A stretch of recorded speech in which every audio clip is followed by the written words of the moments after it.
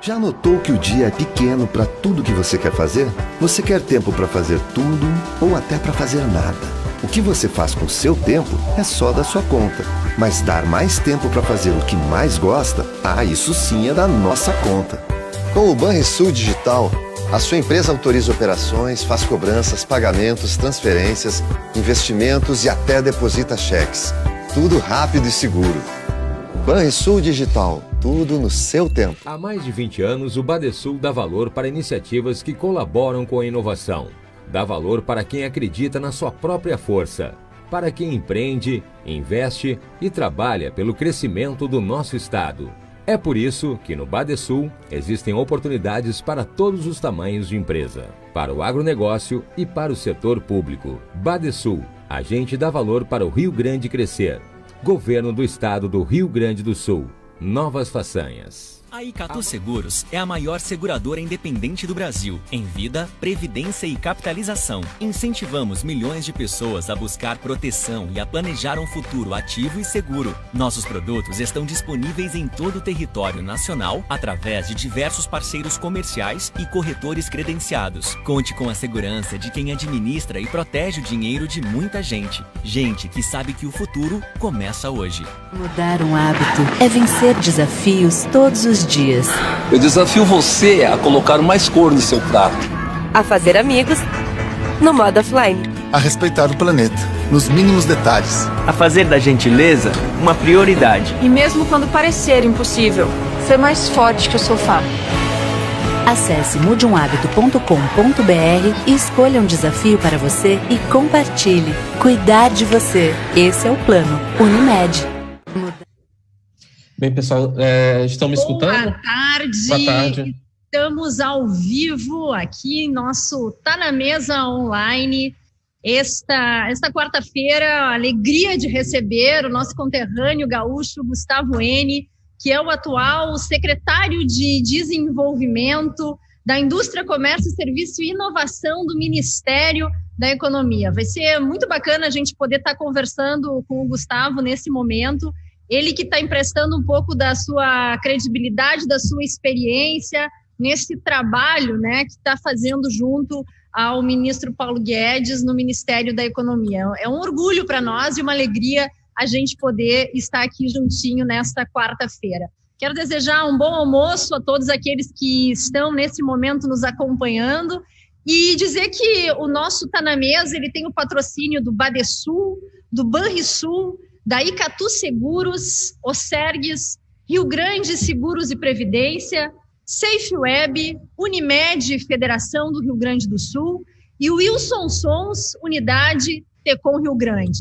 O apoio institucional da Colombo Estruturas para Eventos, Dinamize, Eventize, Grupo Ilex, Imob, Onda Web, Procempa, Seletos e VH Áudios Visuais. E também a parceria do Correio do Povo, do Jornal do Comércio, O Sul, Rádio Guaíba, Record TV Rio Grande do Sul, Rede Bandeirantes, Rede Pampa e SBT.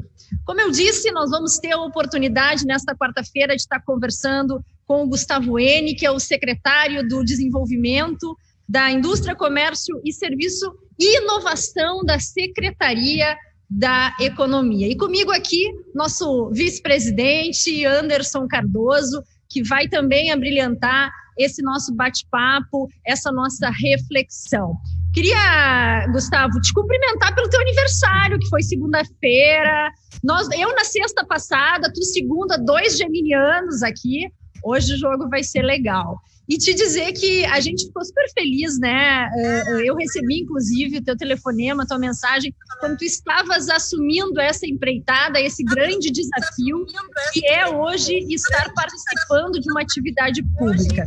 Então, eu queria te dizer que está muito bem-vindo e a gente quer poder, nesse momento, estar conversando um pouquinho sobre as medidas econômicas do governo federal para o enfrentamento da pandemia. Tenho certeza que quando tu assumiu esse desafio, tu não imaginavas, né, tudo o que iria acontecer. Mas, sem dúvida, mais do que nunca, a gente tem que colocar a nossa experiência da iniciativa privada, de todas as experiências anteriores que tu tiveste, para poder fazer esse enfrentamento unindo esforços. Eu lembro, inclusive, Gustavo, o tempo que nós éramos colegas, né, de diretoria da Federação, muitas foram as nossas lutas, alguns embates que nós enfrentamos juntos, mas é importantíssimo, né, a iniciativa privada, o poder público unindo esforços, estando juntos, para que a gente consiga, especialmente, estabelecer algumas políticas econômicas que favoreçam o empreendedorismo nesse momento de dificuldade. Então, seja muito bem-vindo. A gente inicia com uma fala tua e, na sequência, a gente bate um papo aqui com o Anderson. Muito bom, Simone. Espero que todos estejam me ouvindo bem. Sim. Ok? Ótimo. Bom, primeiro, muito obrigado pelo convite, uma satisfação enorme e de muito orgulho como gaúcho poder estar aqui dividindo esse espaço com a Federação. Cumprimento a você, uma grande liderança do nosso estado. Realmente trabalhamos juntos em vários momentos, defendendo não só as pautas do Rio Grande do Sul, mas as pautas macroeconômicas para o Brasil, na busca de um ambiente de negócios muito melhor. Ao final das contas, não é fácil fazer negócios aqui no Brasil. Aproveito para cumprimentar você também, todas as gaúchas, todas as brasileiras que nos assistem. E também aproveito para dar um fraternal abraço ao Anderson Cardoso, também grande amigo de batalhas de muitos anos, à época em que tive satisfação enorme de ser diretor-secretário, de coordenar a divisão de novas lideranças da Federação e também ser vice-presidente da casa. Então, eu me sinto muito confortável aqui, de fato, me sinto em casa estando aqui com todos vocês. Então, Anderson, esse primeiro cumprimento a todos também que nos assistem, passo a palavra a você e, na sequência, fico à disposição para iniciarmos essa exposição de algumas medidas que foram encaminhadas, mas principalmente do modelo que nós adotamos. Não é uma gestão de crise, foi uma gestão do caos. Eu já tive a oportunidade de gerir várias crises, é a primeira vez que eu acho que muitos de nós tivemos a oportunidade de gerir o caos e aqui no Ministério da Economia, no antigo MDIC, nós conseguimos avançar de forma muito estruturada e isso fica agora para esse momento de retomada também, de conclusão desse espaço mais emergencial que infelizmente tivemos que viver. Por favor, Anderson. Bom, queria agradecer o convite da Simone, presidente Simone, para estarmos juntos aqui hoje. É uma satisfação, Gustavo, compartilhar contigo esse evento, trocar ideias, né? E especialmente diante desse momento de crise, nos dá um conforto termos pessoas da tua capacidade liderando esse processo junto ao Ministério da Economia. Então, uma secretaria tão importante quanto a Secretaria do Desenvolvimento, né? Desenvolvimento que será tão necessário a partir de agora. Se já era, falávamos há pouco com o presidente da Assembleia Legislativa aqui do Estado do Rio Grande do Sul sobre o tema competitividade e desenvolvimento, mais importante ainda se torna no atual contexto. Então, estamos aqui para te ouvir um pouco e trocar ideias, né? Debater, trazer algumas reflexões. Acredito que na linha do que já debatimos há muito aqui na casa, sem dúvida nenhuma, baseados nos mesmos pilares, tenho certeza que os valores continuam os mesmos e vermos de que forma o governo federal vem enfrentando essa pandemia com um olhar aí voltado ao setor produtivo e de que forma a Federação pode trazer algumas contribuições também nesse sentido.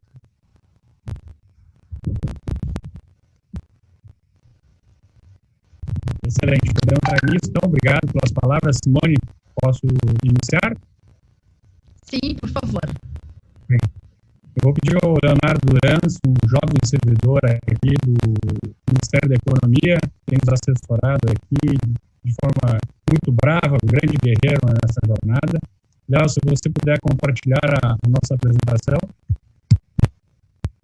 somente para a gente se balizar aqui, eu tentarei passar ela de forma mais rápida, pois é uma apresentação que nós nos estruturávamos em outros tipos de fórum, na verdade, em outros momentos, né? Os fóruns eram os mesmos, nas agendas das entidades empresariais, já que uma das nossas missões aqui é o diálogo com o setor produtivo e o encaminhamento das demandas para a melhoria do ambiente de negócios, entre muitas outras situações, mas eu contextualizo um pouco para que todos entendam como foi essa nova estrutura do governo a partir do ano de 2019, no governo do presidente Jair Bolsonaro, e com a gestão do ministro Paulo Guedes, criou o Ministério da Economia, a fusão de 4 ministérios, que hoje são divididas em 8 secretarias especiais, e como que isso, para aqueles que conhecem um pouco mais da estrutura do Ministério da Economia, possam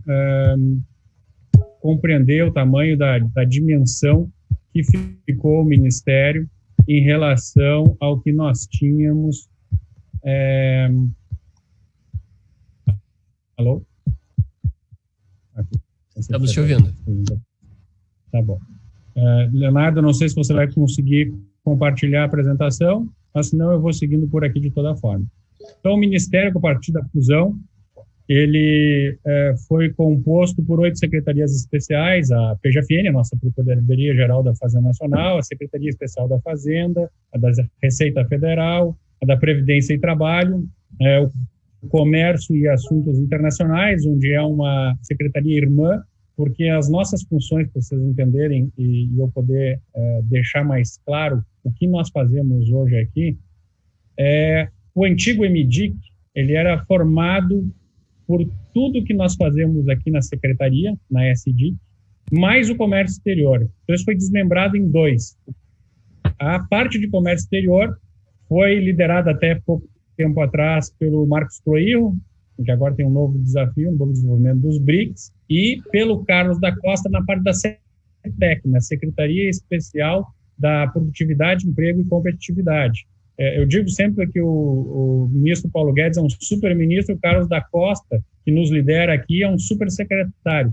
Ele, além de pegar o antigo MIDIC excluído do Ministério Exterior, do qual nós estamos à frente, ele ainda trouxe para cá o desenvolvimento da infraestrutura, o antigo PAC, né, faz a parte da análise estratégica dos investimentos em infraestrutura e o quanto isso impacta na questão da competitividade. A advocacia da concorrência, que anteriormente estava alocada na Fazenda, né, que é uma questão também na busca da melhoria do ambiente de negócios, e as 4 vinculadas que nós temos aqui, além da Secretaria de Política de Emprego, muito voltado para a capacitação, e essas 4 vinculadas, para aqueles que conhecem, o presidente da CPA, o Paulo Afonso, conhece bem, que é o INPI, o INMetro, nós temos também aqui a Suprama, responsável pela Zona Franca de Manaus, e também a BDI, a nossa Agência Brasileira de Desenvolvimento da Indústria. Então, toda essa estrutura é liderada pelo Carlos da Costa, mais de 50% é o antigo MIDIC, esse DIC, o qual nós estamos à frente, onde a gente tem aí uma série de desafios e que a gente pode apresentar de forma muito rápida aqui também.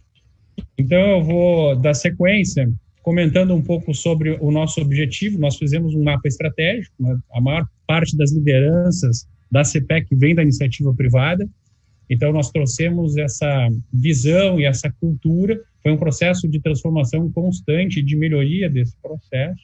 Nós estabelecemos uma visão de aumentar a produtividade, a competitividade e o emprego no Brasil, por meio da livre iniciativa, do mercado concorrencial, do capital humano, da modernização das nossas empresas. Isso vocês verão que foi, pelo menos dentro da nossa convicção e dos valores que o Anderson comentou, muito alinhado com o que nós acabamos contrastando com um trabalho desenvolvido junto com o MBC, o Movimento Brasil Competitivo, num acordo de cooperação técnica que nós chamamos de Custo Brasil e que depois nos levou ao plano da melhoria contínua da competitividade, que eu também apresentarei a você.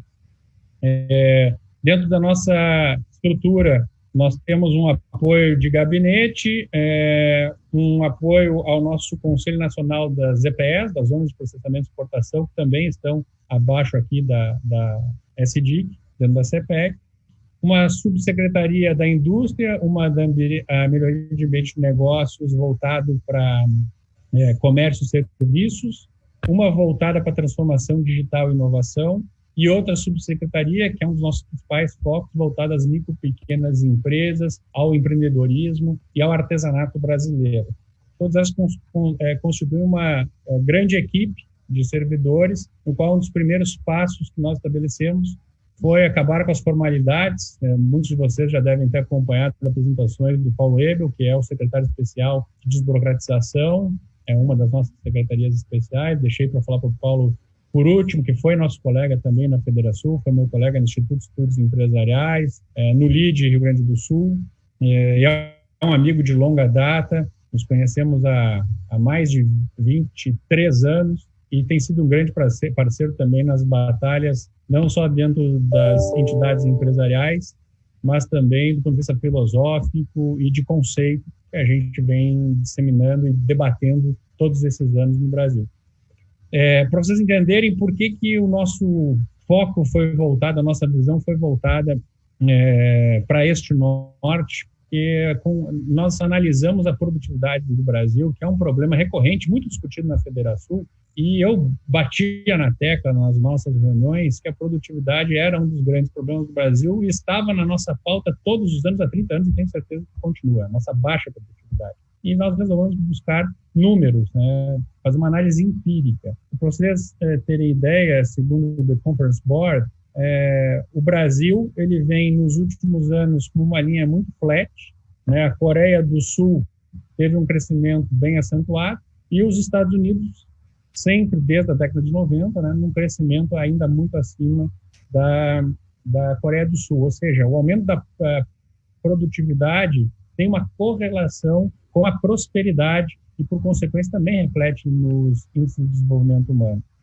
Na década de 80, comparando do Brasil com os Estados Unidos, até 2016, a gente alcança um pico de produtividade que nós chegamos a ter, o trabalhador brasileiro, em relação do PIB gerado pelo número de horas aplicadas, de 40% da produtividade de um colaborador americano. O ponto é que agora a gente está em cerca de 25%. Ou seja, nós viemos desde a década de 80 num processo de deterioração da produtividade no nível econômico, salvo alguns setores, em específico o agro, que tem um aumento enorme de produtividade. O Rio Grande do Sul, nosso estado, é um dos grandes responsáveis por isso, mas na parte da indústria, principalmente, tem sofrido muito. Ou seja, uma das razões que nós chegamos à desindustrialização do Brasil não só é a falta de integração às cadeias globais, como também a questão de nós termos a nossa produtividade desalinhada com os nossos países concorrentes. Ou seja, o nosso ritmo ficou muito atrás. Isso nos leva também, dentro do DCI, do Banco Mundial, a uma posição em decadência. Nós estamos decadente, é um desafio, é uma das nossas metas que nós buscamos definir uma melhor posição. E aí eu vou falar um pouco para vocês do nosso Custo Brasil, desse trabalho que nós fizemos de novo para termos método e podermos entender o que nós precisaríamos atacar de fato. Nós medimos em relação à média dos países da OCDE o custo para se empreender no Brasil, para se fazer negócio. A conta que chegou é de 1,5 trilhão de reais a mais para fazer negócio no Brasil em relação à média da OCDE. Não é nem em relação ao benchmark, né, ao melhor case, e sim a média.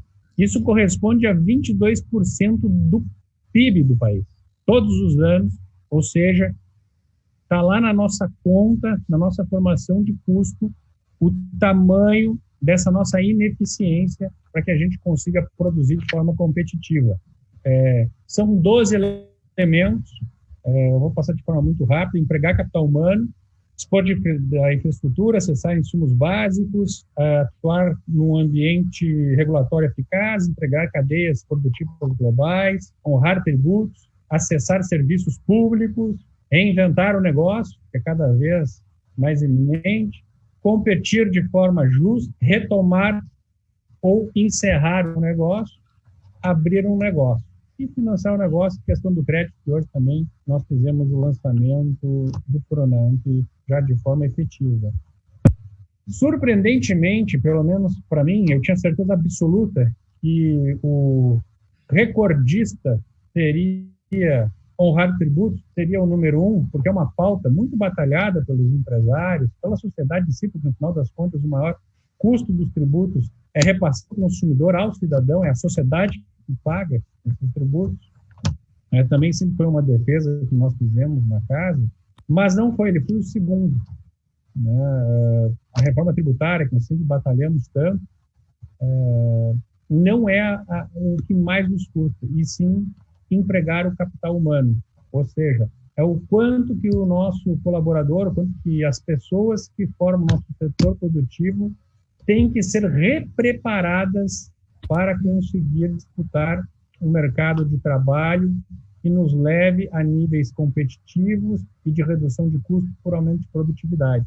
É impressionante como a gente precisa melhorar muito, e isso é uma das variáveis que explica o desenvolvimento da Coreia, como em mais de uma oportunidade já ouvimos, que apostou muito na sua educação fundamental, conseguiu elevar os seus índices de capacitação profissional também, e com isso, aumento de produtividade. Logo, um crescimento, períodos de crescimento econômico mais sustentável. Obviamente que eu já citei o empregar o capital humano como o segundo maior, eu vou dar os 5 maiores. O terceiro é dispor da infraestrutura, que nós sabemos que no Brasil temos muito para desenvolver, e aí olhando o lado cheio do copo e não o vazio, é muita oportunidade, ou seja, o Brasil ainda tem muito espaço para crescer, desenvolvendo a sua infraestrutura, e nós entendemos que o melhor mecanismo é o mercado, a forma do governo tentar insistentemente investir em infraestrutura, os recursos nunca são suficientes, nem os prazos e eficácia e eficiência. Por consequência, a nossa Secretaria de Desenvolvimento da Infraestrutura tem feito um trabalho com ferramentas que permitam que o mercado possa ofertar maiores soluções, como é o caso agora do saneamento básico, do Marco Legal do Saneamento Básico, que está aí na sua reta final do debate dentro do Congresso Nacional, e que nós esperamos, inclusive, o apoio da Federação. Esse é um tema que nós temos um Canadá de pessoas sem acesso à água e esgoto. Nós temos mais de 50 milhões de pessoas. Gera uma questão de não viver de forma digna, além de atrapalhar muito na questão do desenvolvimento econômico. Você aumenta a utilização do sistema de saúde, o absenteísmo dentro das empresas, do mercado de trabalho, enfim, tem uma série de benefícios aí que é importante a gente dar vazão. E o crédito vem aqui como quarto. No momento que nós medimos, nós lançamos esse instrumento no dia 27 de novembro do ano passado. O crédito era uma grande dificuldade apontada, e o ambiente regulatório, que também aqui no Brasil, devido à sua burocracia, sempre foi um grande complicador. E por que eu trago isso? Porque mais à frente eu vou mostrar para vocês aonde estão inseridas as nossas medidas.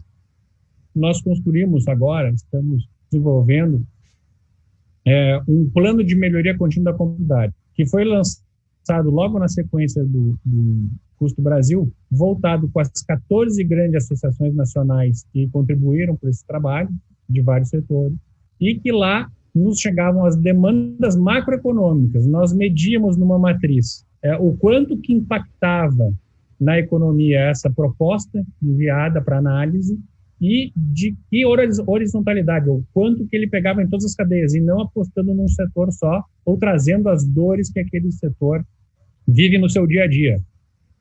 Essa ferramenta vinha andando bem até o início de março, ela já nos trazia um nível de eficiência com as propostas, de quem era a competência a nível do governo. O Ministério da Economia chega a ter mais de 30 áreas que a gente precisa, às vezes, rodar a leitura e a aprovação ou entendimento de algum projeto. E o PMCC nos deu um encaminhamento mais direcionado às demandas que eram oferecidas pela sociedade civil organizada. Porém, com a crise do Covid, nós tivemos que atacar muitas questões emergenciais que passavam por setores. Então, nós criamos uma nova ferramenta para estruturar aquele caos. Nós já estamos em mais de 2.837 propostas enviadas pelas entidades empresariais. Imaginem analisar isso. Se nós fizéssemos 2.837 audiências, nós levaríamos 281 dias para atender todos, trabalhando 12 horas por dia, que é o nosso mínimo aqui.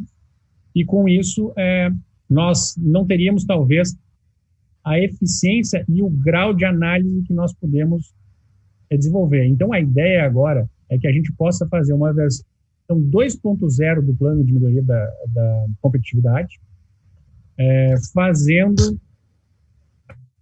a soma, a união desses dois universos, do PMCC e do nosso painel de controle das nossas demandas. Bom, eu vou falar um pouquinho só das medidas de curto prazo que nós fizemos agora, as emergenciais, para que vocês tenham conhecimento. Na verdade, o melhor mecanismo para isso foram centenas, são muitas medidas que foram tomadas, muitas foram numa velocidade, algumas como o apoio emergencial, já que nosso plano encaminhado pelo ministro é não deixar nenhum brasileiro para trás, e a nossa primeira preocupação, a reunião zero disso, um exemplo que eu utilizei era o ambulante, o MEI, né, o microempreendedor individual, aquele empreendedor que vende seu produto pela manhã, pega o recurso, compra na parte da tarde. Léo, pode ir avançando lá, passando a mandala do PMCC, por favor. Essa é a mandala, só volta ali para o pessoal visualizar a mandala. Então, essa é a mandala que eu apresentei para você.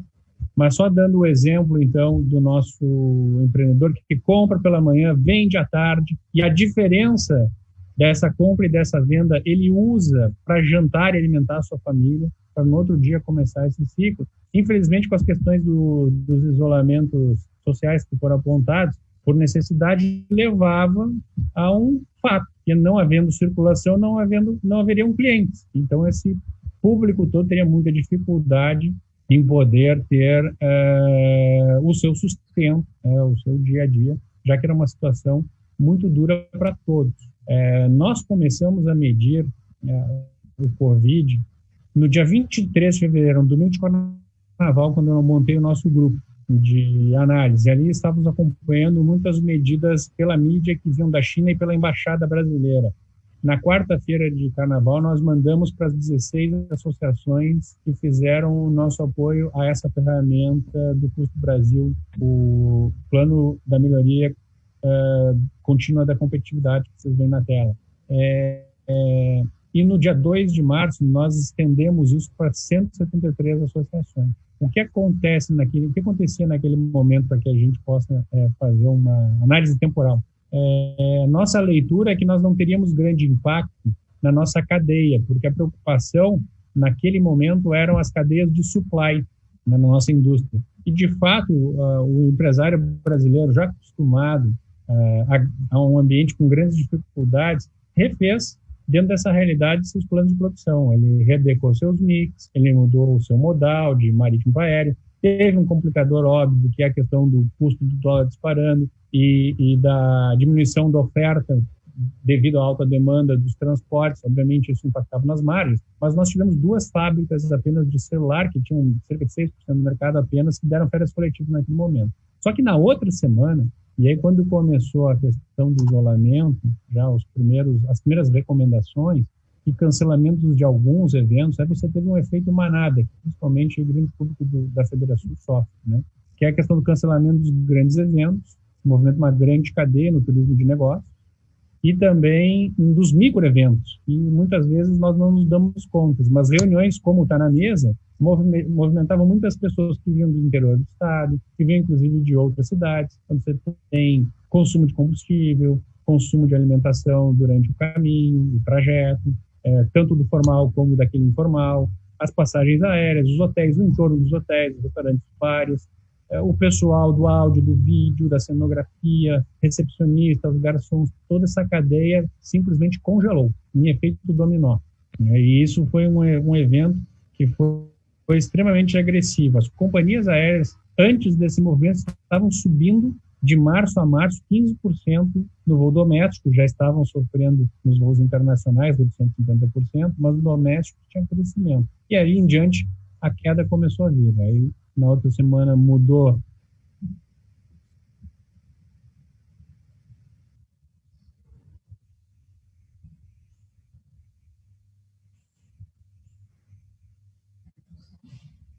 Gustavo, nos ouve?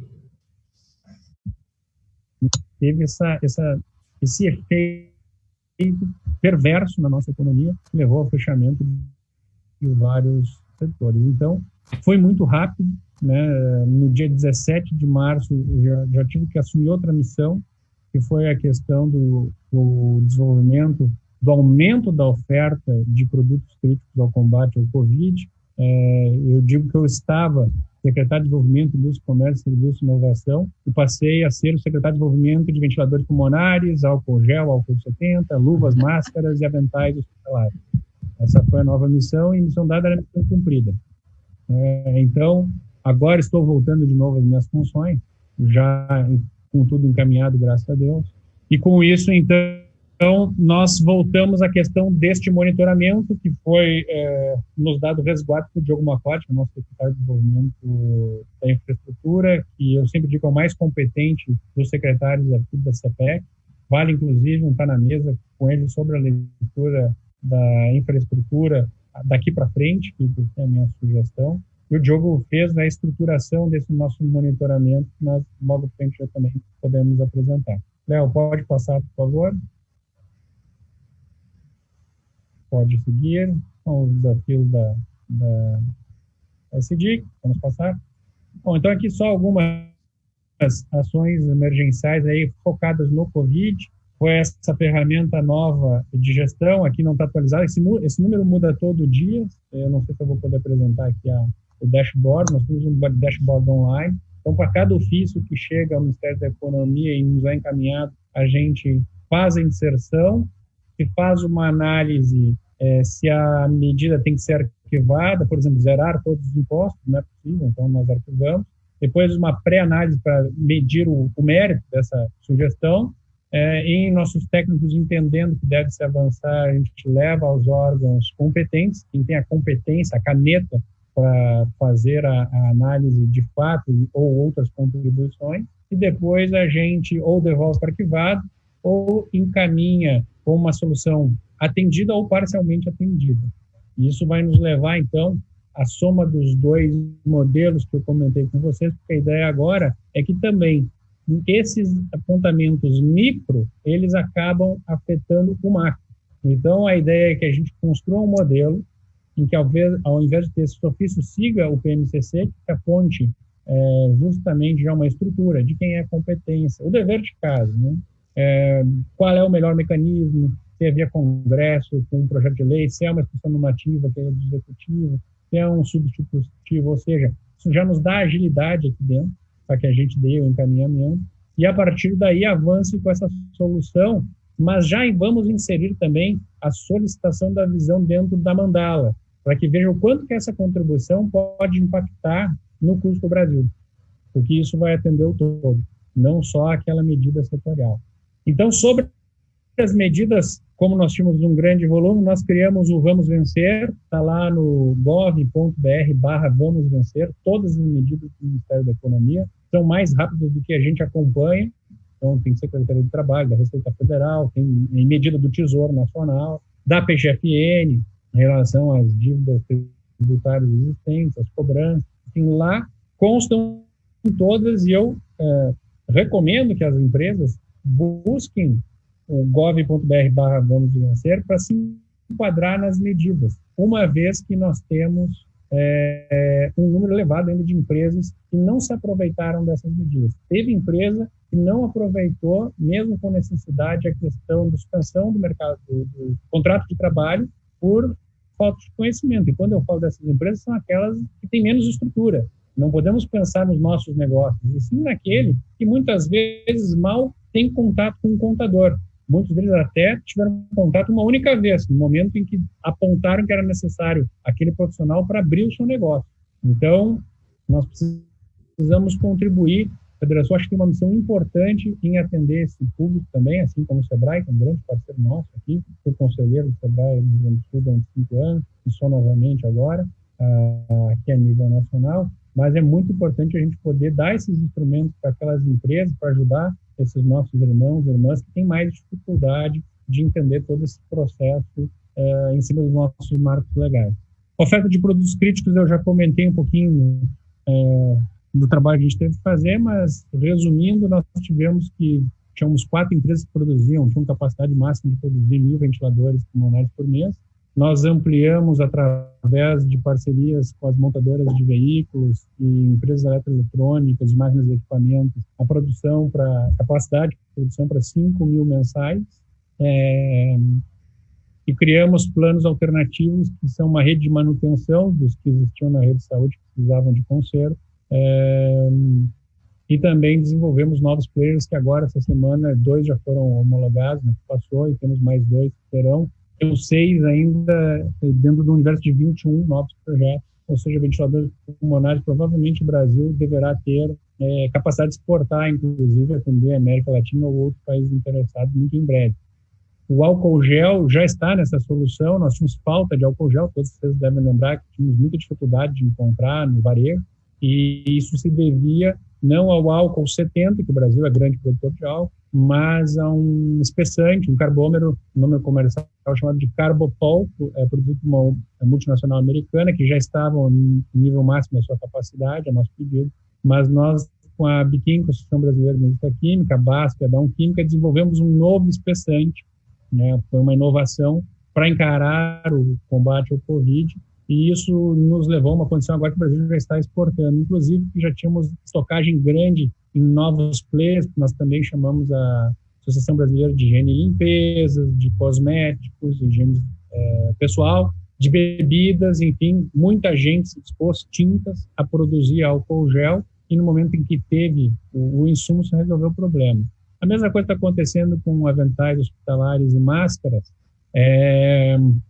que nós chamamos a indústria têxtil para poder fazer esse desenvolvimento, fazer um agradecimento especial ao Rio Grande do Sul, na figura da família Ling, na Fitesa, e o TNT, que é a matéria-prima para a produção desses EPIs, corresponde a 1% do faturamento da companhia. Eles estão virando 24 por 7, ou seja, não é uma questão econômica, é uma questão praticamente humanitária de colaboração com o combate ao Covid, e também ao trabalho da CNPC, do Maurício Hagen, que foi meu amigo de São Paulo aqui há muitos anos, agora está aí no Rio Grande do Sul. Tivemos a oportunidade de nos encontrar umas 3 semanas atrás, que também está contribuindo na produção de máscaras, uma empresa de celulose produzindo máscaras para doação. Então, o portal de qualificações, nós disponibilizamos mais de 700 cursos, aproveitando esse momento, para que a gente pudesse colaborar para que aquelas pessoas que têm dificuldades no seu trabalho, ou pela questão do isolamento, pudesse pelo menos se qualificar nesse período. Solução em novas startups, nós fizemos Demo Days, buscando trazer novas companhias que contribuíssem para o desenvolvimento de oportunidades para o combate ao Covid. Aconteceu muito em testes, tem muita gente com produtos muito bacanas que nós encaminhamos ao Ministério da Saúde, com oportunidades para dar solução nesta parte. Pode seguir, Léo, por favor. E aí vem a questão do crédito do Banco Central e o BNDES fizeram grandes transferências de recursos para o sistema financeiro para gerar liquidez, ainda no mês de abril, uma vez que todas as empresas que tinham um bom histórico e grandes garantias, no final de março, tomaram todos os recursos possíveis, e quem tem mais dificuldade, que é um problema histórico da micro e pequena empresa, que nós já vimos atacando desde o final do ano passado, buscando alternativas de garantias que não fossem apenas físicas, mas os contratos, por exemplo, que as instituições financeiras pudessem ter um entendimento que a economia está indo muito mais para o intangível do que tangível nesse médio e longo prazo. Infelizmente ficaram sem a disponibilidade desses recursos, uma vez que o seu risco subiu. Mesmo tendo um bom histórico ou mesmo garantias, antes você estava inserido num cenário de crescimento. O nariz do avião estava apontando. O mês de fevereiro tinha para cima, né? O mês de fevereiro tinha sido o melhor mês de exportação do Brasil dos últimos 31 anos. Não é à toa que o ministro Paulo Guedes sempre dizia que o Brasil vinha num ritmo forte de crescimento, até acima da expectativa que nós tínhamos para o ano de 2020. Mas, infelizmente, esse cenário mudou, ou seja, aumentou o risco, e aí nós tivemos que acelerar algumas ferramentas que nós tínhamos para dar solução ao risco, na questão, principalmente, das garantias. Então, veio num primeiro momento o FAMP, com o SEBRAE aportando recursos para garantia, junto com a Caixa, 7,5 bi. Hoje lançamos o PRONAMP, que foi um projeto de lei liderado pelo nosso amigo senador Jorginho Melo, que é o líder da Frente Parlamentar Mista das Micro e Pequenas Empresas. Tivemos que fazer ajustes na regulamentação. Eu passei a presidir tanto o FGO, o Fundo Garantidor de Operações, quanto o Fundo Garantidor de Investimentos, para que a gente pudesse dar celeridade nesse processo, se tornasse ágil. E com isso agora nós vamos para o FGI, o PRONAMP ele atende as micro e pequenas, de R$360 mil a 4,8 milhões ano de faturamento. A Receita Federal ontem enviou às empresas a condição do número do faturamento que foi passado à Receita Federal, no qual o limite do crédito tomado está de 30% do faturamento bruto de 2019, no PRONAMP. E agora nós temos pela frente o fundo emergencial do FGI, que seria a questão que agora precisamos fazer a regulamentação durante esse mês, para as empresas com faturamento até R$300 milhões, onde se encaixa muito as médias empresas, as pequenas e médias. Então esse é um desafio também, que a gente acredita que agora teremos os recursos. O PRONAMP, já adiantando alguma pergunta, quando é que eu poderei pegar o recurso? Procure o seu banco agora. Já está tudo pronto para ele se credenciar ao produto. A Caixa Federal e as cooperativas largaram na frente, agora é concorrência. Quem tiver o produto para ofertar provavelmente conseguirá o cliente. Então, você que está atrás do crédito, busque o seu banco e questione se ele apresentará. Se ele não apresentar, busque aquele que já está credenciado a apresentar. E agora a gente acredita que será uma escala, depois do lançamento hoje às 11 da manhã no Planalto, será uma escala crescente. É concorrência, que é o que nós achamos positivo. Bom, nós criamos vários processos de instrumentos legais, porque no monitoramento diferente do PNCC, o que apareceu como líder, em vez de ser empregar capital humano, foi questões regulatórias. É o quanto o Estado atrapalha na questão do empreendedorismo, ou o quanto ele não libera para a questão do empreendedorismo avançar.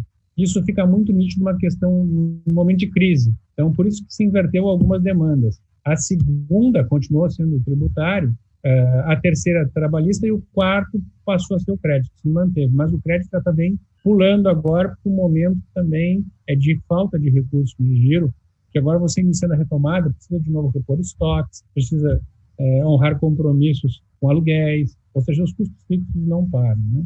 O parâmetro setorial foi uma ferramenta que nós desenhamos internamente para a Receita Federal para medir o impacto de cada um dos setores. Sem dúvida nenhuma, o turismo foi o mais impactado, mas muitos outros. Na verdade, todos foram muito impactados, não é uma disputa de quem foi mais ou menos, mas o têxtil, o automotivo, o têxtil a gente inclui todo o varejo, o setor calçadista, que é muito importante para o Estado, tem sofrido muito, o de transporte de passageiros, são setores que realmente têm tido grandes problemas. Os setores críticos, então, é a partir da análise do barômetro e o mapeamento das nossas cadeias, é esse diálogo diário. Nós montamos aqui, usando a nossa filosofia do privado, os nossos key accounts. Então, nós temos técnicos para cada uma das entidades setorialistas, para que eles possam tentar destravar problemas críticos do dia a dia. No início da crise, nós tivemos que aumentar muito a nossa questão dos produtos e serviços essenciais. Então, nós encaminhamos várias propostas novas à Casa Civil para que ela pudesse estender esses decretos, permitir que nós não tivéssemos falta de abastecimento. E acho que essa missão nós conseguimos cumprir. Tivemos alguns problemas pontuais, o próprio gás de cozinha, que nós tivemos que agir. Teríamos problemas com o setor de alimentos, que mais de uma vez, na questão dos frigoríficos, foi atacado, mas com esses decretos nós conseguimos superar esse nosso problema. As ações coordenadas com o Ministério da Saúde, então, passam muito pelas orientações que o Ministério nos encaminha, e a gente dá elementos que possam dar segurança para a tomada do Ministério da Saúde em relação à questão da abertura, mesmo que uma vez isso seja decisão dos prefeitos e dos governadores. E a questão do plano de recuperação econômica, agora já saindo desse processo mais crítico do combate à doença, e dos problemas emergenciais que o isolamento causou é a gente aproveitar para atacar essa questão nossa da produtividade, da competitividade, para que a gente possa ter uma solução definitiva e colocar o Brasil de volta no rumo que estava desenhado para a gente sofrer menos tempo. É só para vocês entenderem um pouco o nosso mapa de como é que nós estamos fazendo as análises das contribuições. Nós temos os totais, podemos separar eles por indústria, serviços, comércio, setor público, que são os projetos de lei que estão encaminhados, parte de infraestrutura e agropecuária. Vejam bem como o crédito aqui já subiu para terceiro, o tributário trabalhista caiu quando nós implementamos a MP 936, que era a terceira demanda, que está sendo discutida hoje, inclusive no Senado, a extensão. O governo sinalizou o segmento, agora precisa da decisão do Senado. As questões orçamentárias, de comércio exterior, seguridade, enfim, aí você começa a desmembrar todos os impactos que tem na economia. Pode seguir, Léo, por favor.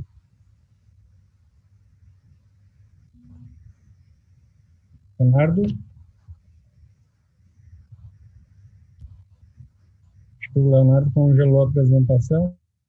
Mas ali, em suma, para não tomar muito tempo, estou ficando até sem voz já, Simone. Eu acho que o ideal é a gente poder interagir mais. Essa apresentação ela é apenas separada aí na indústria, no comércio. Pode avançar, lá. E aí o status de cada uma, vejam lá como foi arquivado em vermelho, pré-análise, encaminhado, implementado total, 26% na parte do comércio, implementado parcial, 19%. A média das medidas é de implementado total e parcial é de 44%, e ela vem crescendo.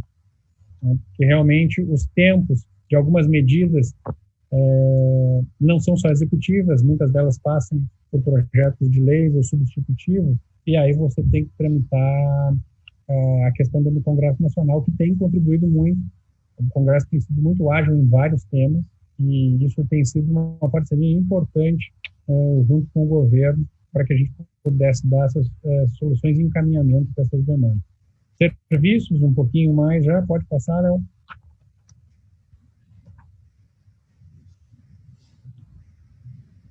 Pode seguir, por favor.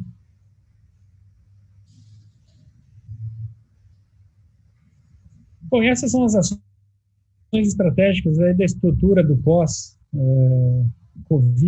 Na verdade, esse era o nosso plano inicial, plano até esta crise. Então, era o desenvolvimento do PMCC, que agora vai ganhar essa versão 2.0. Nós fomos chamados, após da queda do Brasil no Doing Business. O Doing Business é sempre medido no ano anterior. Então, o resultado de 2018 e 2019, e o resultado de 2020 já vem no resultado do governo do presidente Jair Bolsonaro em 2019. E ele deu a meta de terminar o governo na posição de número 50 no Doing Business. Então, nós fomos chamados para contribuir no PMO, no nosso plano de estratégia, uma vez que essa responsabilidade é da Secretaria de Articulação e Modernização do Estado, da Presidência da República, mas nós contribuímos com o nosso time para a definição das estratégias, para a melhoria do ambiente de negócios, poder impactar na nossa melhor condição para o Doing Business já nesse ano. A gente já tem uma boa expectativa de melhoria para 2020, e ainda mais para 2021. São 2 anos que a gente acredita que daremos grandes saltos no Doing Business. A efetividade máxima são processos do antigo MDIC aqui, de ex-tarifário, regulamentação do Rota 2030, os processos produtivos básicos da Zona Franca de Manaus, que são da nossa responsabilidade, e que nós herdamos um passivo. Vocês terem uma ideia, tínhamos 40 convênios de emendas parlamentares pendentes desde 2016, e nos entregaram em setembro. No mês de dezembro entregamos 5 pendentes apenas, que eram processos que dependiam de apontamentos de tribunais de contas de Estado, não teríamos eliminado. Então esse é um processo que a gente quer, dentro dessa cultura de você ter responsáveis, 5W2H, simples, né? Uma cultura de eficiência, nós implementamos de efetividade máxima, e também dentro muito aqui de coleguismo. O nosso pessoal trabalhou muito, sempre, trabalhou demais na crise, Para mim é rotina de trabalho entrar aqui às 8 da manhã e sair às 22, quando o pessoal desliga o disjuntor aqui, o pessoal da segurança, mas o nosso time nos responde o tempo todo, muitos deles estão aqui todos os dias conosco, estão muito dedicados, não tem mais aqui o tratamento de secretário, de senhor, de doutor, só nos tratamos pelos nomes, levou 5 meses para tirarmos esse cacuete, mas tem funcionado bem, o pessoal está empoderado, as decisões são técnicas. Sempre que me traz uma decisão técnica pedindo a minha análise, eu digo, eu não tenho que analisar nada. Você pode pedir a minha opinião, mas a decisão é sua. Então, a questão de estarmos sem influência política nas decisões deu muita agilidade. Para vocês terem uma ideia também, não existe nenhum indicado na CPEC inteira, então todo o MDIC e mais todos os órgãos que nós apontamos para vocês, que tenha sido uma indicação, principalmente aqui na SDIC, de algum deputado ou senador. Não tem, não teve. De 1º de janeiro, já perguntei para todos os servidores, se alguém conhece alguém, não teve. Muitos vieram de governos anteriores, mas têm entregado. Enquanto estiverem entregando, ficarão aqui conosco com muita satisfação. O Produz Nordeste e o Nova Amazônia Verde são programas para a gente desenvolver as suas potencialidades. A questão da produção agrícola no Nordeste ainda é uma possibilidade real. A questão da Nova Amazônia Verde, ainda sua economia é muito baseada nos incentivos da Zona Franca, que tem potencialidade de biofarmaco, toda a bioeconomia, na verdade, de inovação, de piscicultura, de ecoturismo, que a gente pode ser como alternativa. Na nossa questão de economia 4.0, a digitalização, nós temos nosso plano de ação da indústria 4.0, junto com o MCETIC, com o Ministério Irmão, vários órgãos de governo, várias entidades. O Brasil Mais, que nós lançamos 18 de fevereiro, que para mim é o melhor programa que nós temos. O nosso foco, junto com o SEBRAE, SENAI e a BDI, é aumentar a produtividade dessas empresas através de todas as capabilities. Nós já temos um piloto que foi muito bem sucedido, que aumentou em 60% a produtividade de uma linha de produção. Aí a nossa ideia, a partir daí, é conseguir estender isso também à digitalização da empresa, ao comércio, ao serviço que ela presta, e as questões gerenciais, de fluxo de caixa, etc. Um novo marco legal de startups, nós já estamos numa fase final de apresentação, na verdade agora de arredondamento do executivo para encaminharmos ao Congresso, que vai tornar muito mais friendly aos investidores e aos investidos o ambiente para que esses negócios tracionem. O Inovativa 15K, que já é o maior programa de aceleração de startups da América Latina, junto com mentorias e grande parceria com o SEBRAE também, com a BDI. A nossa ideia é que desses 2 mil que atingimos, conseguimos atingir 15 mil, uma vez que nós temos 12 mil startups, o nosso plano é chegarmos a 60 a partir deste novo marco legal. IPI de classe mundial, que até o final do governo a gente já deve estar a um nível de países de primeiro mundo, esse é o nosso objetivo. Nós já acabamos com 30% do backlog do NPI no primeiro ano, uma vez que nós tínhamos no NPI patente até dos Nokia ainda, aqueles aparelhos que nós tínhamos lá no início dos anos 2000, que foram entregues agora, no ano passado. Então não tem sentido nenhum esse nível de tempo. E o Cresce MEI, Cresce MAI, Pequenas Legais, é muito voltado para as micro e pequenas na questão do crédito. Os nossos programas emergenciais para o Covid já vão resolver, mas a gente precisa deixar para depois.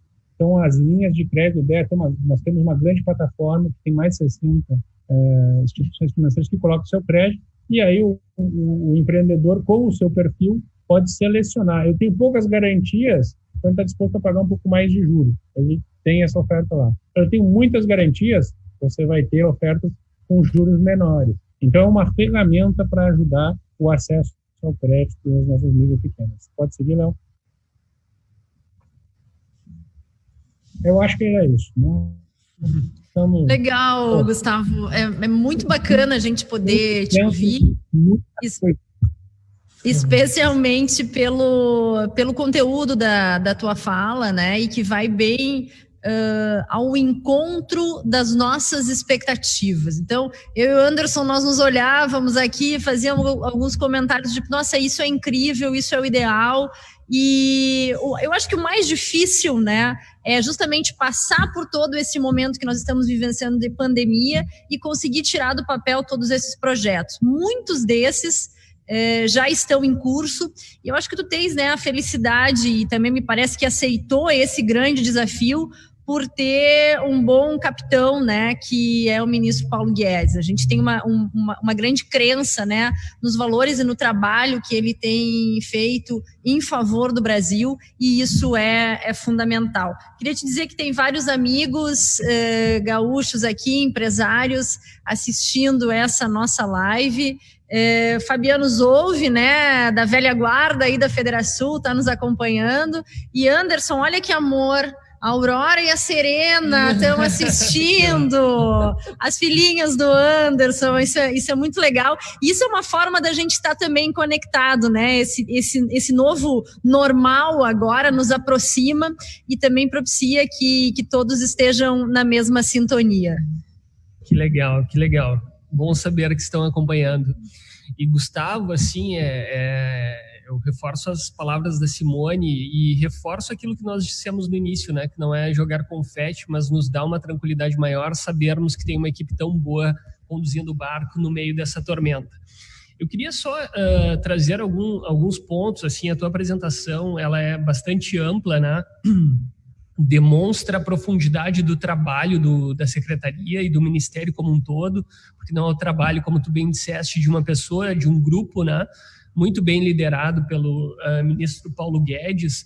E o que a gente tem sentido é que, efetivamente, para a gente chegar nesse outro momento de buscar competitividade, a gente tem um trabalho muito árduo, que é manter empresas vivas, né? Nós temos um contingente muito grande impactados, empresas centenárias que estão fechando nos diversos setores. Temos na indústria uma queda aqui no estado do Rio Grande do Sul foi mais de 20%. O setor comercial sofreu uma perda de mais de 40%, Gustavo, aqui no estado. Setor de serviços, mais de 50%. Nós acompanhamos esses números, dados da própria Secretaria da Fazenda aqui do estado do Rio Grande do Sul, que demonstram um cenário muito grave. E nós temos batido muito num aspecto, que é o aspecto do suporte financeiro nessa travessia, né? Você trouxe diversas medidas e talvez um depoimento que seja importante transmitir nesse contexto é que várias delas, infelizmente, não têm chegado na ponta. Nós temos visto empresas importantes que não têm tido condições de acessar o crédito por duas questões. Ou a taxa é muito elevada, porque nós sabemos que tem um intermediário aí que também tem, que é o setor financeiro como um todo, que trabalha com algumas garantias, né, alguns parâmetros para concessão de crédito, e temos visto uma dificuldade muito grande. Então, talvez um primeiro ponto aqui, a gente viu ali, eu vi que vocês têm inclusive itens de monitoramento para concessão de crédito. Com certeza, nesse monitoramento, vocês devem estar vendo essa dificuldade. Queria salientar esse ponto como um ponto muito importante para se ter atenção, porque tem empresas muito boas que certamente nos darão competitividade, que vocês estão buscando trabalhar num segundo momento, mas precisamos mantê-las vivas. Queria te ouvir, saber de ti se neste contexto vocês também estão olhando para esse aspecto e se tem alguma medida aí na agenda em relação a esse ponto. Sim, na verdade, bom, é até desnecessário a gente lembrar a questão do crédito aqui, porque como ficou muito evidente ali já no PMCC, antes da crise, e no nosso monitoramento, isso é uma rotina diária que a gente recebe das dificuldades que o crédito vem enfrentando. Não é à toa que nós buscamos trazer os fundos garantidores para a gestão da CETEC. O Carlos hoje é o acionista pela União, do FGO e do FGI, e eu estou presidindo os conselhos de administração. Que a gente pudesse, dentro da nossa visão que temos do setor produtivo, das dificuldades que estão passando, dar a maior agilidade possível. Esses foram os dois mecanismos que, de forma mais horizontal, vão alcançar a grande parte das empresas. Vamos lembrar que 98,5% de CNPJs do Brasil, segundo o Sebrae, são de micro e pequenas empresas. Então, o Pronamp e o FAMP são programas que deverão resolver parte do grande universo que nós temos ainda do número de empresas, né? 7,5 bi no FAMP, 15,9 bi no PRONAMP, já transferidos do Tesouro Nacional para o FGO. Então, a gente acredita que a partir de hoje, desse nosso anúncio que foi feito pelo Carlos da Costa no canal às 9 da manhã, e da inserção dos bancos nesse produto e da própria busca dos empreendedores para esse crédito, a gente já vai resolver uma grande parte. Setorialmente, existe um trabalho do BNDES que tem feito ferramentas de mercado, né? As próprias companhias aéreas estão buscando um programa na base de emissão de debêntures convertíveis, com um pool de bancos, no qual o BNDES participa, para que a gente possa avançar nesse momento, uma vez que os recursos são escassos e são limitados, né? Isso é uma realidade que nós temos que encarar. Em relação ao cenário que as empresas vão viver, e assinamos o tempo de novo normal, eu particularmente, eu tenho dito muito nos nossos encontros e conversas com o setor produtivo, nós temos que estar muito atentos a uma dura realidade, que esta é a crise das incertezas. Ela é uma crise de incerteza na parte de saúde, na doença, que se conhece muito pouco. A gente vê a própria OMS indo e voltando com várias opiniões e parecer, e não é à toa, é porque realmente é uma doença pouco conhecida, e também na parte da economia. Uma vez que se resolva, vamos supor que os recursos fossem infinitos, e que a gente pudesse acessar todas as empresas.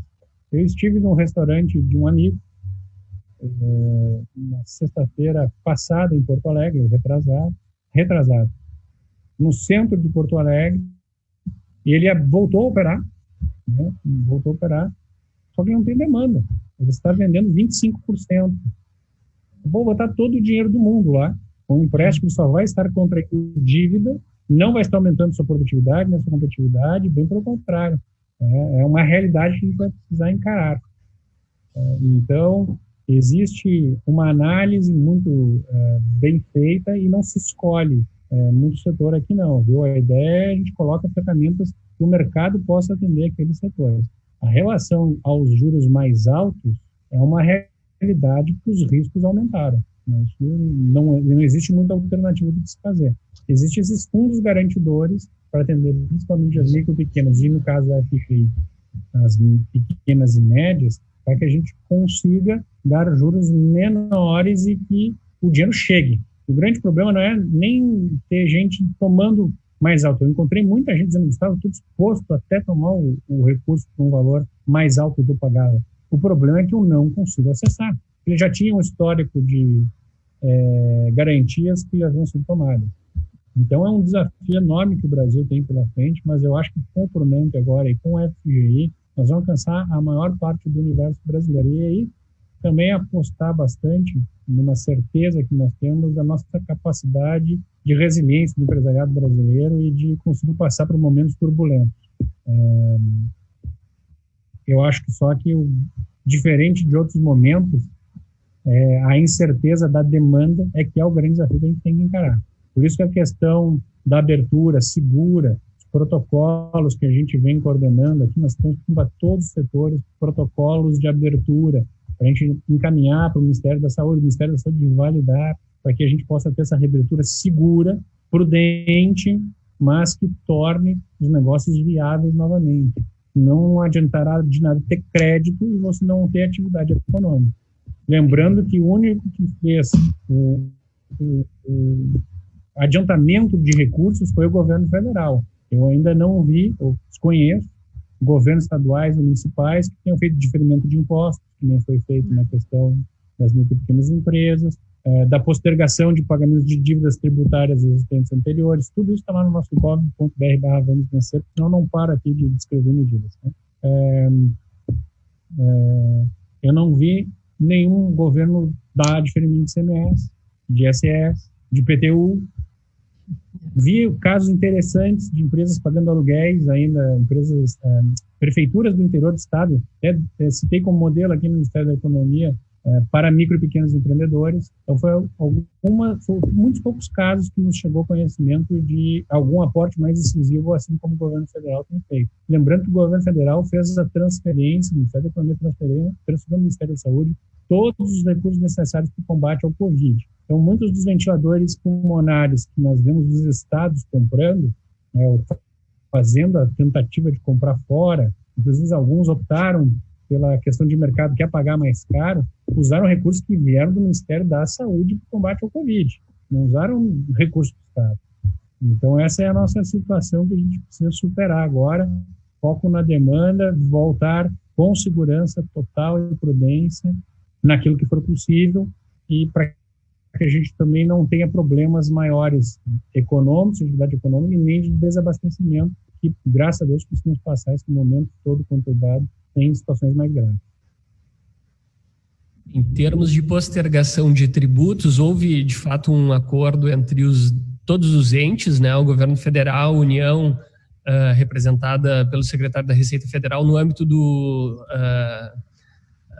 Super Simples Nacional, né, a postergação das parcelas tanto estaduais quanto municipais, assim como as federais, de fato, foi um alento para o micro e pequeno empreendedor. Talvez algo para o futuro também, não é, Simone? Como é que vocês estão vendo a questão das reformas, né? Uhum. Eu acho que abre-se uma oportunidade de nós, querendo melhorar esse ambiente de negócios, reduzir o custo do Brasil, aumentar a competitividade das empresas brasileiras. Como é que o governo federal está vendo essa pauta de reformas? Tínhamos aí a iminência de uma reforma tributária que acabou sendo suspensa, talvez volte, né? Queria te ouvir um pouquinho sobre, nós gostaríamos, eu acho, né, Simone, é uma pauta da entidade, o apoio às reformas. Como é que vocês estão vendo essa pauta no ano de 2020? Bom, obrigado por essa pergunta, porque você sabe que eu sou um fanático da discussão da reforma tributária. Há 30 anos que a gente vem discutindo isso. Eu passei mais ou menos uns 12 aí na Federação batendo nessa tecla também. O Brasil, como já é noticiado mundialmente, existe uma visão de muitos países de rever a centralização da produção de manufatura na China, principalmente nesses produtos que afetaram o combate ao Covid, né, uma vez que eram muito concentrados lá. Agora, o Brasil, para aproveitar essa oportunidade, certamente terá que atacar os seus custos de produção. Então, nada mais do que nós vimos na Mandala do custo Brasil. Vai melhorar a capacitação do nosso capital humano no curtíssimo prazo. Nós vamos precisar atacar a nossa infraestrutura, ou seja, energia e logística, nosso custo. A história da porteira fechada, antes da porteira e depois da porteira, o custo é quase o mesmo de produzir e de entregar.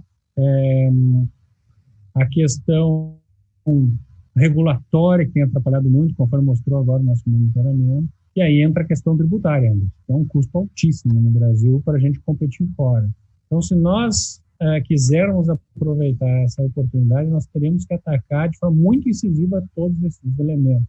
De nada adiantará, por exemplo, uma situação completamente hipotética. Estados Unidos decidir que, em vez de comprar máscaras da China, comprará máscaras cirúrgicas do Brasil. Se for $1 na China e o Brasil vender a 2, ele vai fazer a opção estratégica. Bom, por mais que eu desejasse diminuir a centralização da China, não é possível. Agora, talvez se a gente chegar a 1,15, 1,20, a decisão talvez seja diferente. Nós precisaremos fazer esse dever de casa. E aí, como que se faz isso? Essa é a grande pergunta. Eu acho que se precisa fazer uma reforma tributária, a sociedade inteira está convencida. O que eu acho que falta e que sempre faltou é a sociedade civil organizada pressionar por esse desejo. Então, eu muitas vezes tive reuniões com os nossos colegas aí na Federação, dizendo nós temos que ir a Brasília, pressionar, exigir que seja feita a reforma tributária. E eu vejo a gente reclamando internamente, falando mais do mesmo para nós mesmos, com uma mesma pauta que não se altera. Então, existe mais uma vez uma janela. O ministro Paulo Guedes tem sido sempre um grande defensor de desonerar a folha de pagamento, de desonerar a complexidade tributária, esse manicômio tributário que é a nossa legislação tributária brasileira. A redução dos impostos parece claro cada vez mais que só chegará junto com uma outra reforma muito importante, que você não chegou a comentar, que é a reforma administrativa. Então, se nós não diminuirmos o tamanho do Estado, nós vamos continuar custando muito. E já custaremos. Com esta crise do Covid, nós teremos que pagar essa conta. Todos nós, toda a sociedade pagará essa conta. Nós vamos diluir isso no tempo, mas infelizmente teremos que pagar. Todos os investimentos que foram feitos na saúde, todos os diferimentos de impostos, todas as renegociações de dívidas, todo esse crédito que está sendo oferecido. Infelizmente, essa conta virá. E se nós não fizermos essas reformas, levará mais tempo ainda. Então, é muito importante que a sociedade seja organizada, que o Rio Grande do Sul, infelizmente eu tenho sentido falta, comentei inclusive com o nosso governador Eduardo Leite, falta das lideranças empresariais do Rio Grande do Sul em Brasília, apoiando as nossas lideranças políticas para que a gente tenha mais força nas pautas que são de interesses macroeconômicos brasileiros, mas que atacam as nossas dores para empreender no Estado. Né? Quais grandes empresas no Estado têm surgido? Grandes, falando de grandes. Né? Eu tenho visto que tem um movimento de grandes empresas migrando para São Paulo. Muitos talentos de executivos gaúchos cada vez mais migrando para São Paulo. Alguns eu trouxe para cá, inclusive, nosso secretário. Tem muito gaúcho aqui no Ministério da Economia. O Paulo Weber está aqui, eu trouxe o Wagner Lett, filho de um colega nosso também da Federação Norte também. Eu trouxe o Gianluca Lorenzoni, que foi um dos autores da Lei de Liberdade Econômica, para ser o nosso secretário de Advocacia da Concorrência aqui. A Margarete Gandini, que já é uma servidora de milhares de anos aqui do MD, que é a nossa coordenadora do automotivo. O Rogério Graz é o nosso coordenador da indústria, um gaúcho de Santa Rosa. Então, a gente tem muita gente trabalhando. O Estado precisa ajudar nos temas macro para que ele se beneficie também nos temas locais. Essa pauta da desoneração da folha de pagamento, ela é fundamental, especialmente no momento em que se ampliou muito as demissões, né? Então, para que a gente possa recompor esses quadros, nós temos que desonerar, porque o custo é altíssimo e as empresas hoje, elas estão efetivamente sobrevivendo a esse momento, né? E a própria questão da reforma tributária, eu sinceramente, né, lamentavelmente, não acredito que vá haver uma redução da carga tributária, mas se nós tivermos a simplificação da carga tributária, já será um ganho para as empresas, porque hoje o custo para te apurar, né, a carga tributária, os impostos que precisam ser pagos, ele é altíssimo.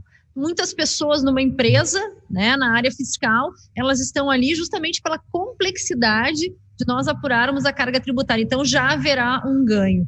E esta pauta, Gustavo e Anderson, da reforma administrativa, ela é fundamental. Acho que esse momento da pandemia, ele também nos traz algumas reflexões que nós precisamos pensar, né, quanto custa o peso dessa máquina pública para o bolso do contribuinte e discutir a questão da estabilidade do servidor público. Me parece que é uma pauta, né, que a gente já vem falando há tanto tempo e agora ela é urgente, mas eu queria também ouvir de ti um pouquinho, Gustavo, como é que está o clima em Brasília, né, e quais são as principais dificuldades que tu estás encontrando, porque eu já tive a oportunidade de ser secretária de desenvolvimento, né, no município de Canoas, então a gente sai da iniciativa privada, vai para a área pública com muitas ideias, querendo imprimir um ritmo diferente e ser bem resolutiva, mas às vezes a gente tem algumas dificuldades aí impostas pelo próprio sistema.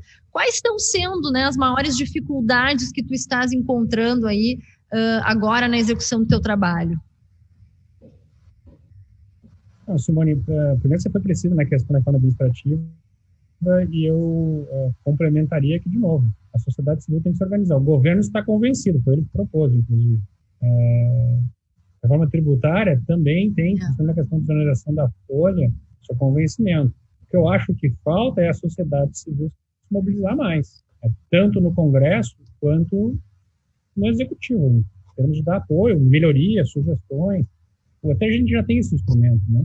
Com o PMCC 2.0. Mas eu acho muito importante fazer isso com o Congresso Nacional e, inclusive, com o Judiciário, que muitas vezes acaba trazendo travas, né, nas discussões. Então, é importante a sociedade se mobilizar de fato, não só de direito. Não adianta falarmos mais para nós mesmos.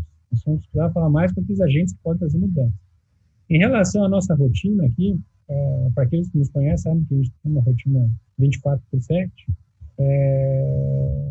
Primeiro que, em termos da CPEC, 100% fluida, né? De novo, todos empoderados, o Leonardo está aqui participando comigo, pode me corrigir se eu estiver mentindo, todos somos colegas, a visão que a gente está dividindo aqui, com vista de cultura, é de servir, né? Eu sempre gostei muito de servir, é por isso que eu tenho esse desafio aqui, e que eles, que são servidores profissionais, escolhidos como carreira, que vejam a contribuição que tem. Um método que a gente mudou é sempre dar muito a vitrine para quem foi o autor. Então, o crédito, toda a política de crédito que a gente vai ver, agora o Pronamp dando certo, eu espero que na semana que vem, se a gente puder conversar, já tem a gente conseguindo captar dinheiro, é da Antônia Tamarida, nossa subsecretária de micro e pequena empresa, empreendedorismo e artesanato. Então, ela foi para a coletiva, não fui eu. E em relação aos outros órgãos do próprio Ministério da Economia e aos ministérios, eu acho que a gente usa um método um pouco mais incisivo do que os nossos colegas que vêm do setor público, uma vez que a gente tem uma especificidade e eu não preciso ficar aqui, né? Então, isso me dá bastante liberdade para poder ser muito direto, muito sincero. Muitas vezes termina algumas reuniões, alguns servidores, você não devia ter dito isso. Por que não? É uma mentira? Né? E no começo encontrei um pouco mais de resistência, depois eu acho que o pessoal acabou se adaptando ao nosso... O pessoal chama aqui de gaúcho way. Às vezes a gente aplica o gaúcho way, um jeito gaúcho aqui de lidar com as coisas, que é de forma muito direta, muito incisiva, e tem fluído bem. E também a gente usa uma filosofia muito simples, que em todas as audiências que nós tivemos, a gente sempre é muito claro também. Primeiro, da crítica positiva, né, de construir que o setor privado, sociedade civil organizada, tem que atuar. Não adianta vir aqui trazer diagnóstico que o meu servidor há 16 anos ouve o mesmo com uma solução genérica. Bom, faça o seu dever de casa, traga alguma coisa construída, um trabalho em cima para que a gente possa dialogar dentro desse processo, né? Vai ser muito mais eficiente. Segundo, que a gente pode esperar o seguinte, nos nossos encontros aqui da Secretaria, pelo menos. Nós somos parceiros no sim e no não. Isso não irá acontecer, porque é muito melhor você ter o não e partir para uma nova estratégia ou focar sua energia numa outra demanda que você tem. E o que não pode acontecer de jeito nenhum, todos os nossos servidores ouvem todas as audiências, todas, sou repetitivo nesse tema, que a gente não pode dar um talvez eterno, o que eram muito comuns em governos. Geralmente nas audiências que eu tive nos governos, não, talvez isso tenha sentido, olha, talvez não tenha, mas eu vou ver se eu consigo dar uma solução. Então, talvez eterno não dá, gente. Ou é sim ou não. Então, a gente tenta dar essas respostas muito rápidas. Tanto é que quando a gente vê aquela análise lá, o que a gente mais fica de olho nos nossos key accounts é a questão da pré-análise. O pré-análise é um número que não pode subir, porque ele está ou demorando para encaminhar, ou ele está... Ou ele não caminhou, ele não pegou o processo. Então, a gente precisa atacar, fazer a gestão, a microgestão naquela ferramenta desse ponto. O maior desafio sempre é o encaminhado, que é quando vai para essas outras competências. E aí a gente chega com esse gaúcho way para ajudar o nosso time a dar uma solução. Anderson, me permite, a Sayonara de Palmeira das Missões, Gustavo, ela está perguntando sobre a oferta dos cursos de qualificação. Como que isso irá funcionar? Todos poderão participar? Sim, são gratuitos, já estão disponíveis desde o início da crise. Já estão disponíveis. E para participar, basta acessar o site do Ministério? Isso. Esse produto ele é da nossa Secretaria de Política de Emprego. Então, é só botar cursos da Secretaria Política de Emprego no Google ou num buscador qualquer e você vai já ter acesso aos links e tem dos mais variados cursos, desde cursos mais específicos, fluxo de caixa,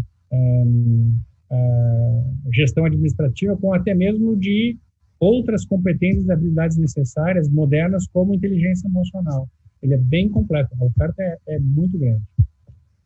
Muito bom. Completamente gratuito e muito ágil. Ótimo. Gustavo, tu falaste de fato em várias ações, né? Eu acho que tem um espaço muito grande para divulgação dessas ações e talvez, óbvio, né? A Federação é um parceiro do Ministério. Eu até te deixaria aqui uma pergunta. Se tem algumas dessas ações que tu reputas que o Estado do Rio Grande do Sul tem subutilizado ou não utilizado até? Não, Anderson, eu acho que tive uma conversa com o governador Eduardo Leite, que eu acho que a gente precisa ter o Estado mais presente em Brasília, já de muito tempo, não é de hoje. Desde a minha experiência em São Paulo, nos últimos 5 anos, que eu frequentei bastante Brasília, eu vejo que a gente tem algumas lideranças importantes, gaúchas, do ponto de vista político ainda. Temos uma grande referência, sempre, que é o Dr. Jorge Gerdau, pelo Movimento Brasil Competitivo, mas eu acho que falta mais atuação do Rio Grande do Sul nos temas de discussão nacional. É uma crítica que eu sempre fizemos, nós até alguns anos atrás, com a Federação apoiando, criamos o Rio Grande do Sim, né, era um movimento para integrar mais o Rio Grande do Sul. O Rio Grande do Sul não pode ficar isolado. De novo, uma das questões apontadas ali pelo Custo Brasil é a integração dos mercados globais. Então, quando a gente vê isso colocar numa lógica do Rio Grande do Sul, e é um estado que tem uma boa indústria exportadora, mas a gente pode fazer um paralelo também à integração nacional. O Rio Grande do Sul tem que participar, o nosso governo, de forma mais próxima e, que não vou dizer, de incisiva, de poder trazer o seu ponto de vista, porque senão depois o que acontece é que os projetos de lei avançam, as medidas de governos avançam, muitas vezes não vão ao encontro das expectativas das indústrias gaúchas. Vocês terem uma ideia, a única audiência que eu lembro de ter tido com entidades gaúchas aqui presencialmente em Brasília, até março, foi a Abimóvel, uma grande exportadora de móveis, e a Bicalçados, a Maristela e o Haroldo, que vieram aqui trazer as demandas dos setores, ver quais as dores que os setores tinham, e estão vivendo um momento muito difícil agora. Não é à toa. Mas acho que precisava muito mais. A nossa indústria da Serra tinha que estar muito presente, o turismo de Gramado tinha que estar aqui muito presente na nossa Secretaria de Comércio e Serviços.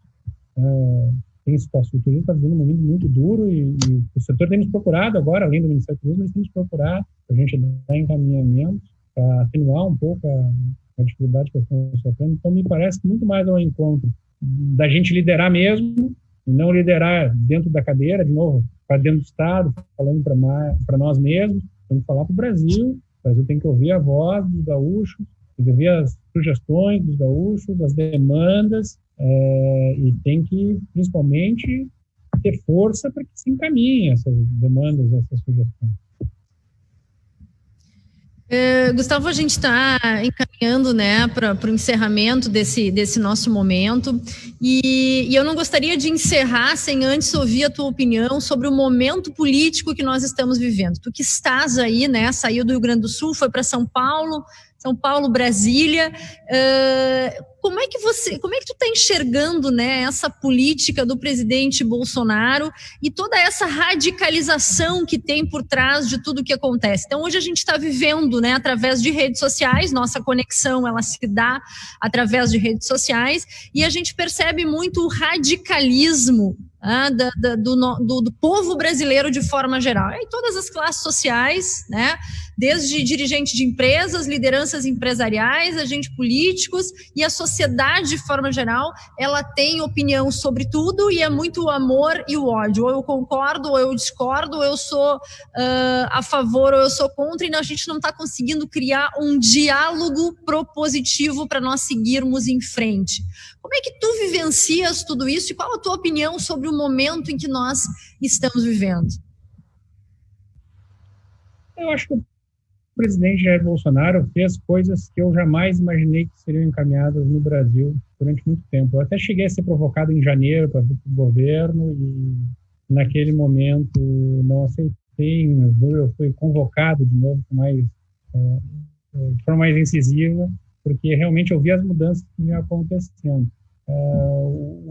Os governos no Brasil sempre foram de coalizão, aquela coalizão com acordos, com trocas, enfim. De novo, a gente entrou aqui no ministério que é um dos mais importantes, que era o do desenvolvimento do comércio, né, que está dentro do Ministério da Economia, que é o maior hoje, importante como muitos outros, e não tivemos indicação política nenhuma.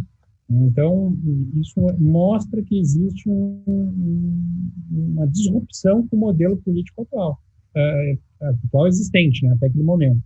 E agora nós temos um novo movimento, e que, obviamente, que essa disrupção leva a algumas rupturas, né?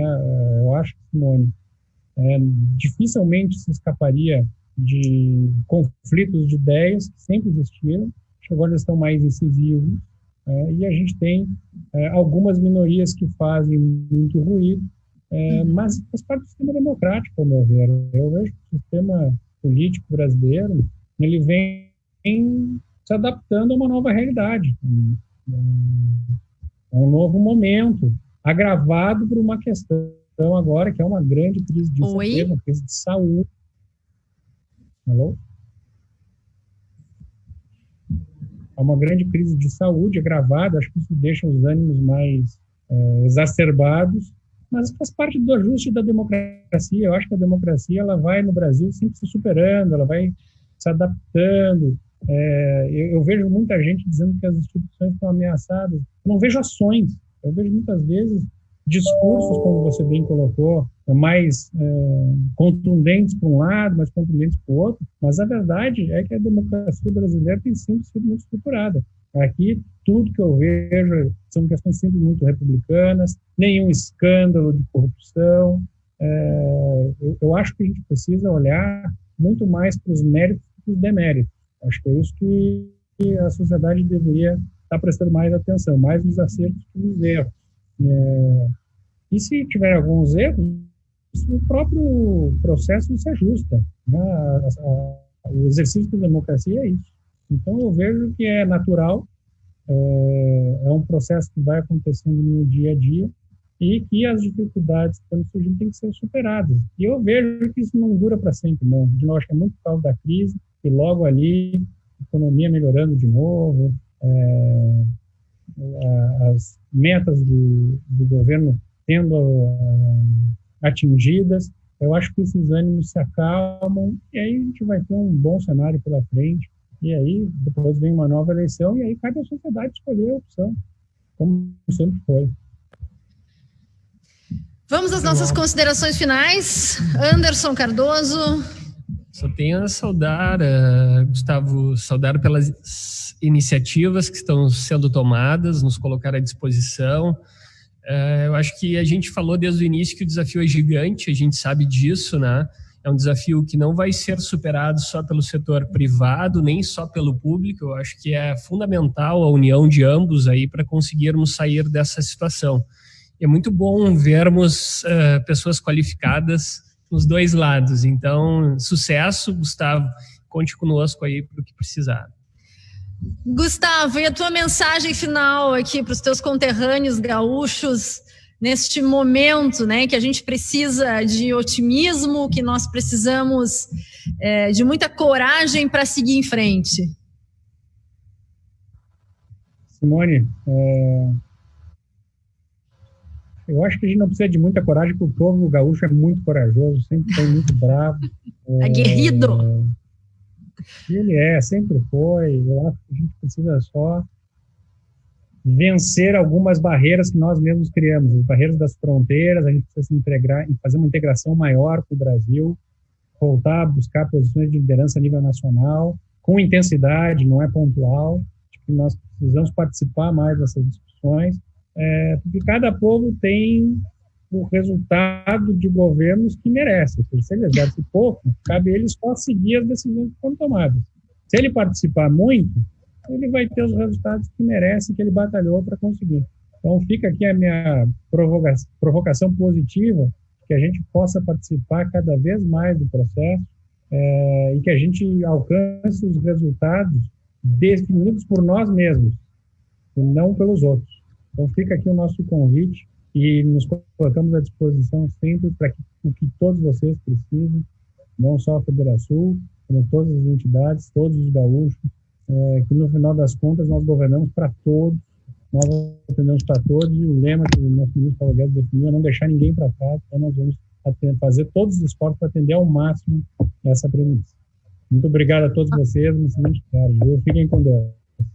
Nós tínhamos, Gustavo, a crença de que o Rio Grande do Sul agora, né, o ano de 2020 ia decolar, a partir de todas as reformas do que foi trabalhado no ano de 2019, mas aí nós fomos impactados, né, estamos vivendo essa guerra contra um vírus invisível, mas como tu disseste, eu acho que o Rio Grande do Sul, nós somos pessoas assim que têm uma qualificação e nós já sabemos, né, vencer adversidades e seguir em frente. Eu queria se tu estivesses aqui pessoalmente conosco, tu receberias, né, uma lembrança da Federação. Eu vou fazer ela chegar às tuas mãos. Eu espero que tu ainda esteja com o hábito de tomar um chimarrão, de tomar um mate, de poder trazer essa tradição, né, do Rio Grande do Sul, onde tu estejas empenhando e desempenhando funções aí extremamente relevantes. Que tu tenha muita serenidade, muito sucesso, e nós precisamos de pessoas, né, com a tua experiência